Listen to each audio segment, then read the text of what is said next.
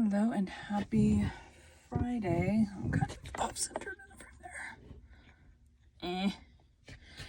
It's a little stand. So the stand that I have, it has I'm pretty sure I just recorded all those under the wrong name. Oops. Song. Oh no, I must have changed it towards the end of the day.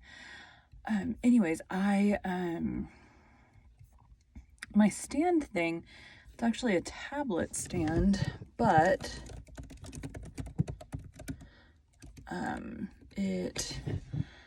my ring light came with a like holder thing for my phone, and so I've moved, and it could detach, so I have that detached and attached to my tablet stand, so it's all in one thing.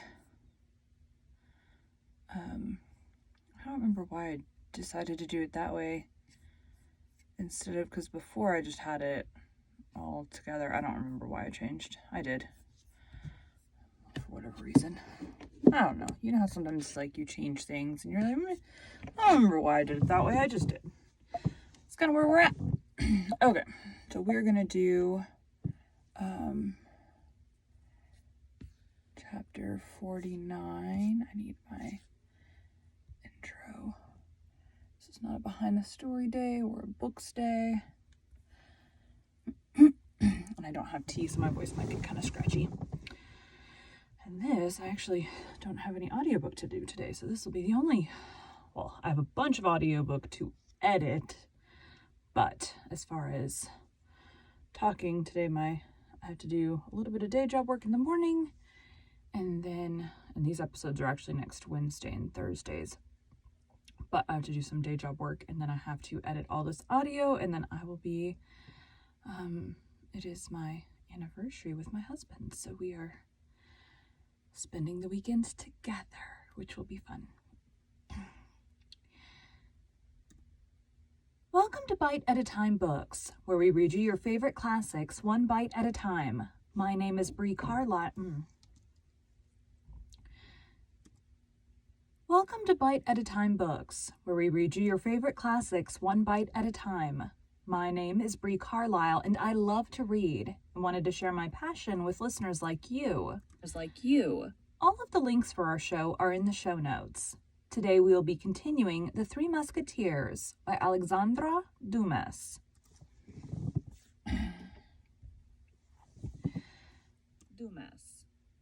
49. Fatality. Meantime, my lady, drunk with passion, roaring on the deck like a lioness that has been embarked, had been tempted to throw herself into the sea, that she might regain the coast. For she could not get rid of the thought that she had been insulted by D'Artagnan, threatened by Athos, and that she had quit France without being revenged on them.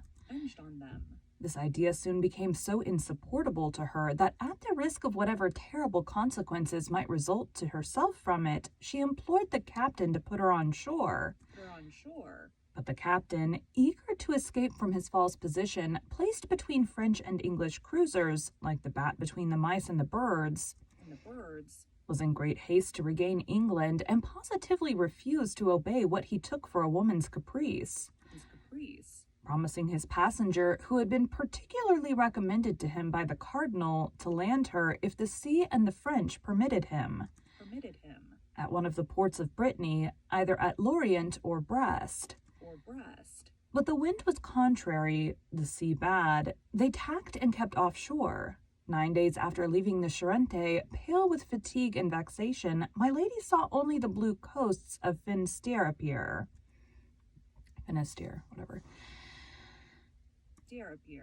She calculated that to cross this corner of France and return to the cardinal, it would take her at least 3 days. Add another for landing, and that would make 4. Add these 4 to the 9 others, that would be 13 days lost. 13 days during which so many important events might pass in London. She reflected likewise that the cardinal would be furious at her return, and consequently would be more disposed to listen to the complaints brought against her than to the accusations she brought against others. She allowed the vessel to pass Lorient and Brest without repeating her request to the captain, who, on his part, took care not to remind her of it. Well, I'm sure. My lady therefore continued her voyage, and on the very day that Planchet embarked at Portsmouth for France, the messenger of his eminence entered the port in triumph. All the city was agitated by an extraordinary movement. 4 large vessels recently built had just been launched. At the end of the jetty, his clothes richly laced with gold, glittering as was customary with him, with diamonds and precious stones, his hat ornamented with a white feather which drooped upon his shoulder. Buckingham was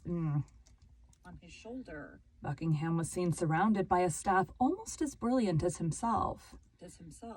It was one of those rare and beautiful days in winter when England remembers that there is a sun. The star of day, pale but nevertheless still splendid, was setting in the horizon, glorifying at once the heavens and the sea with bands of fire, and casting upon the towers and the old houses of the city a last ray of gold, which made the windows sparkle like the reflection of a conflagration. Breathing that sea... This is why I need tea, my throat's salt. Breathing that sea breeze, so much more invigorating and balsamic as the land is approached, contemplating all the power of those preparations, she was commissioned to destroy all the power of that army which she was to combat alone. She, a woman with a few bags of gold. My lady, what? Oh. My lady compared herself mentally to Judith, the terrible Jewess, when she penetrated the camp of the Assyrians and beheld the enormous mass of chariots, horses, men, and arms, which a gesture of her hand was to dissipate like a cloud of smoke.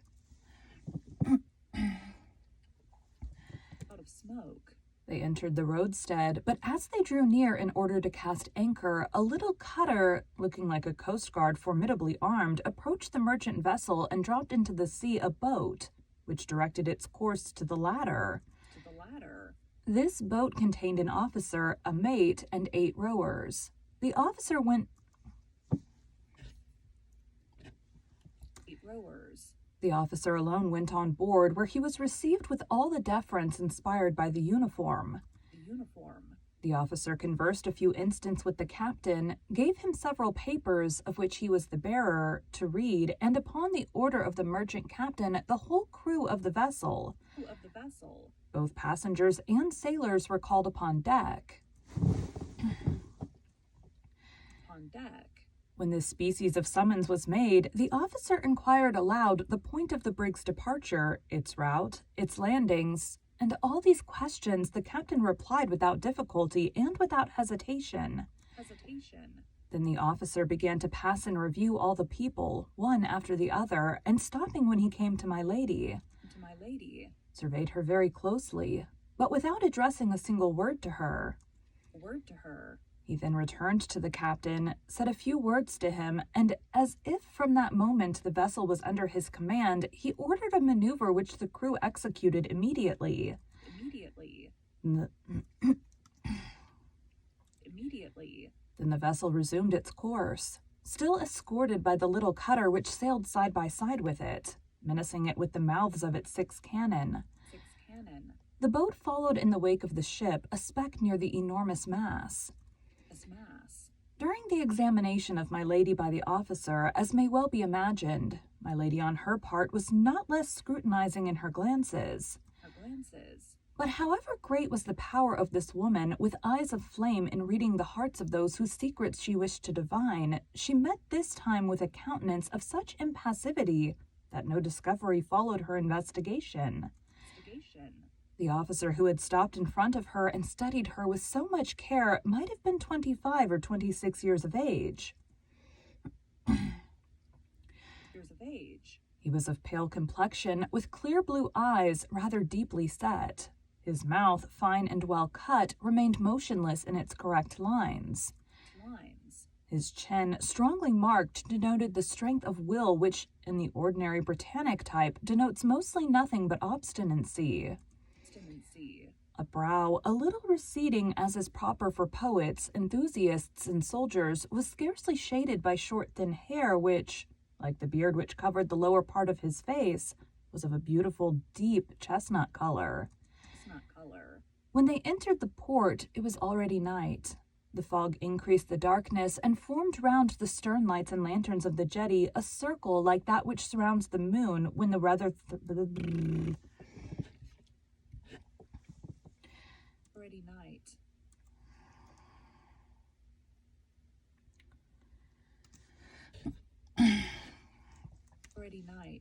The fog increased the darkness, and formed round the stern lights and lanterns of the jetty a circle like that which surrounds the moon when the weather threatens to become rainy. The air they breathed was The air they breathed was heavy, damp, and cold. My lady, that woman so courageous and firm, shivered in spite of herself. The officer desired to have my lady's packages pointed out to him and ordered them to be placed in the boat. When this operation was complete, he invited her to descend by offering her his hand. My lady looked at this man and hesitated. "Who are you, sir?" asked she, "who has the kindness to trouble yourself so particularly on my account?" "You may perceive, madame, by my uniform that I am an officer of the English Navy," replied the young man.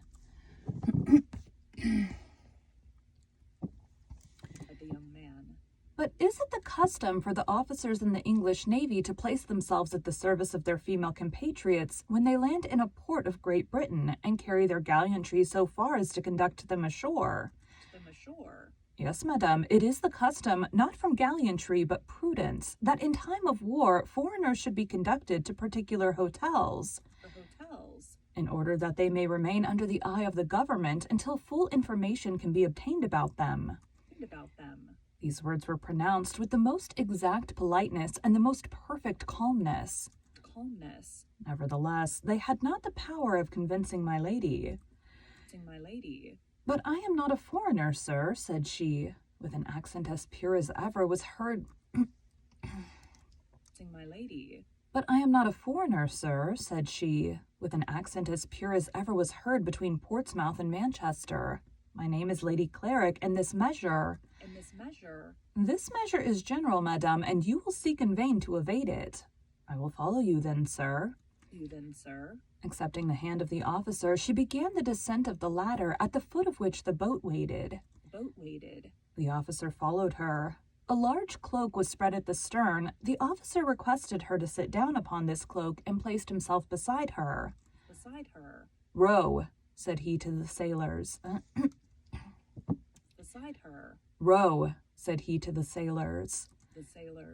The 8 oars fell at once into the sea, making but a single sound, giving but a single stroke, and the boat seemed to fly over the surface of the water. In 5 minutes they gained the land.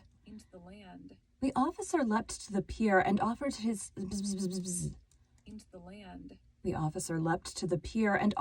hand to my lady. A carriage was in waiting. "Is this carriage for us?" asked my lady. "Yes, madame," replied the officer. "The hotel, then, is far away?" "At the other end of the town." "Very well," said my lady, and she resolutely entered the carriage.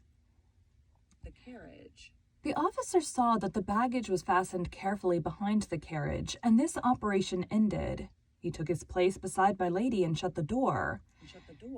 Immediately, without any order being given or his place of destination indicated, the coachman set off at a rapid pace and plunged into the streets of the city. So strange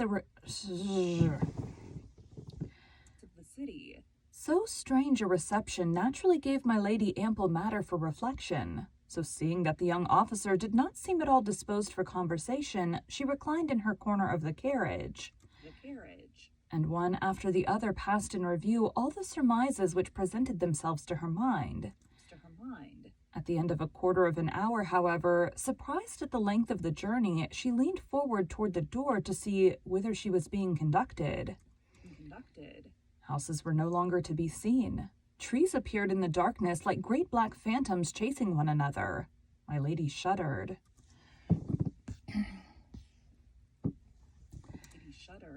"But we are no longer in the city, sir," said she. The young officer preserved silence. "I beg you to understand, sir, I will go no further unless you tell me whither you are taking me." This threat brought no reply. "Oh, this is too much," cried my lady. "Help! Help!" Help! No voice replied to hers. The carriage continued to roll on with rapidity. The officer seemed a statue. My lady looked at the officer with one of those terrible expressions peculiar to her countenance, and which so rarely failed of their effect. Anger made her eyes flash in the darkness. The young man remained immovable. My lady tried to open the door in order to throw herself out. "Take care, madame," said the young man coolly. "You will kill yourself in jumping." My lady reseated herself, foaming. The officer leaned forward, looked at her in his turn, and appeared surprised to see that face, just before so beautiful, distorted with passion and almost hideous. The artful creature at once comprehended that she was injuring herself by allowing him thus to read her soul. She collected her features, and in a complaining voice said, "In the name of heaven, sir, tell me if it is to you, if it is to be your government.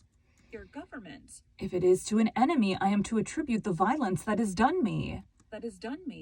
No violence will be offered to you, madame, and what happens to you is the result of a very simple measure which we are obliged to adopt with all who land in England." "Then you don't know me, sir?" "It is the first time I have had the honor of seeing you." "And on your honor, you have no cause of hatred against me." "None, I swear to you." There was so much serenity, coolness, mildness even, in the voice of the young man that my lady felt reassured. At length, after a journey of nearly an hour, the carriage stopped before an iron gate, which closed an avenue leading to a castle severe in form, massive and isolated. Then, as the wheels rolled over a fine gravel, my lady could hear a vast roaring, which she at once recognized as the noise of the sea dashing against some steep cliff. The carriage passed under two arched gateways, and at length stopped in a court large, dark, and square. Almost immediately, the door of the carriage was opened. The young man sprang lightly out and presented his hand to my lady, who leaned upon it, and in her turn alighted with tolerable calmness. "Still, then, I am a prisoner," said my lady, looking around her and bringing back her eyes with a most gracious smile to the young officer. "But I feel assured it will not be for long," added she. "My own conscience and your politeness, sir, are the guarantees of that."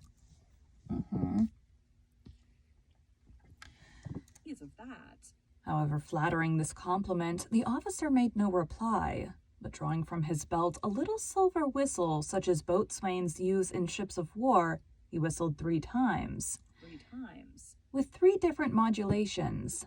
Immediately several men appeared who unharnessed the smoking horses and put the carriage into the coach house. Okay. I'm like leaning forward.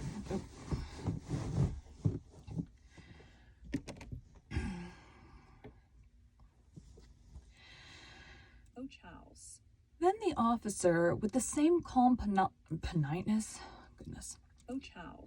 Then the officer, with the same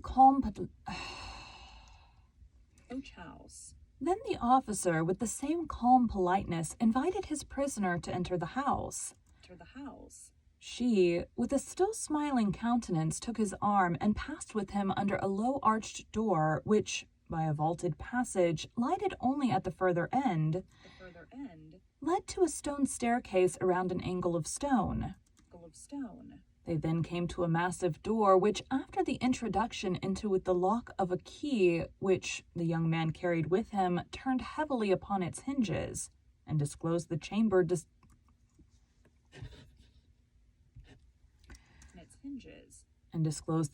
destined for my lady.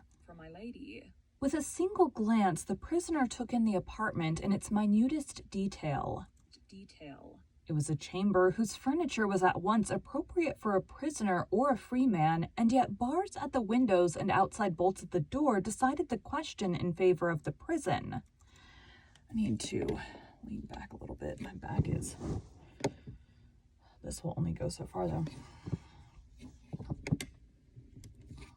There we go. Nice. I don't know why my back is. Let's get this guy up too. Yeah, I can lean back against the thing. The prison.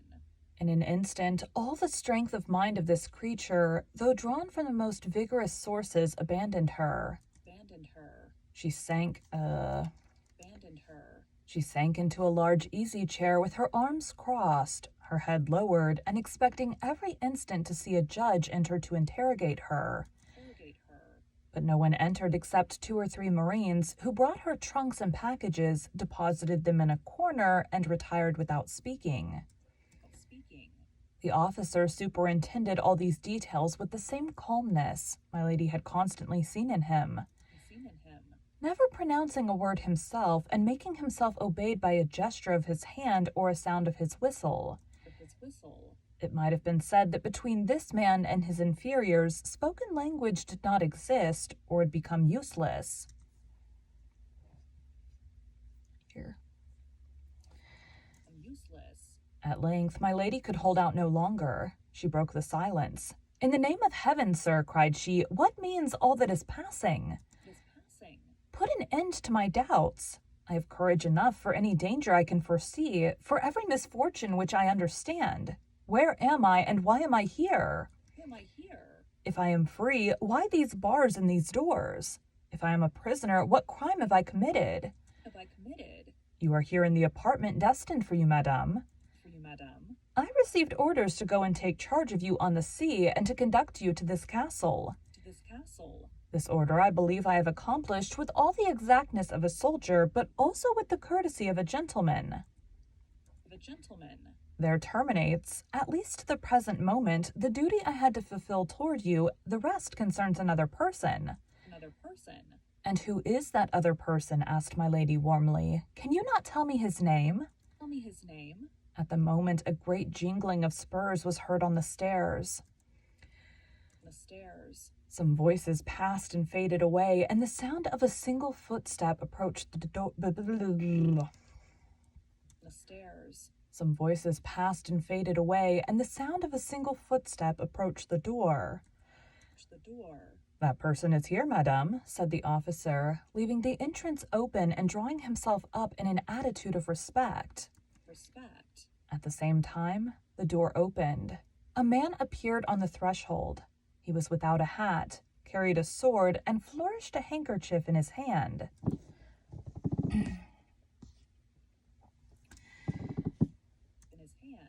My lady thought she recognized the shadow in the gloom. She supported herself with one hand upon the arm of the chair and advanced her head as if to meet a certainty.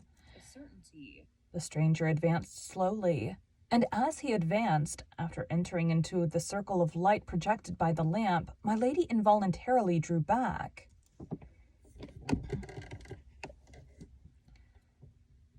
There we go.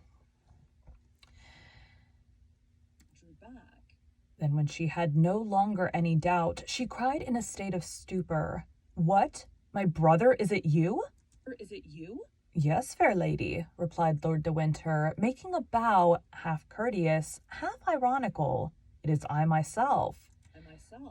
"But this castle, then, is mine. This chamber is yours. I am, then, your prisoner?" "Nearly so. But this is a frightful abuse of power." "No high-sounding words. Let us sit down and chat quietly, as a brother and sister ought to do." Then, turning toward the door and seeing that the young officer was waiting for his last orders, he said, "All is well. I thank you. Now leave us alone, Mr. Felton."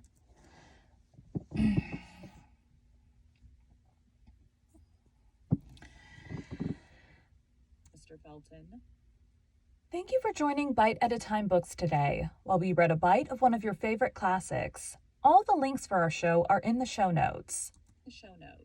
We are part of the Bite at a Time Books Productions Network. If you ever wondered what inspired your favorite classic novelists to write their stories, what was happening in their lives or the world at the time, check out Bite at a Time Books Behind the Story, Tuesdays wherever you listen to podcasts.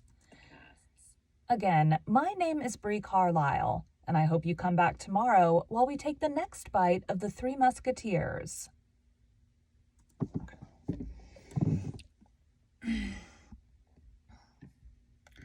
See how long this next chapter looks. Oh, pretty short. That is a pretty short chapter. Pretty short, maybe 10 minutes. Okay, thanks, guys.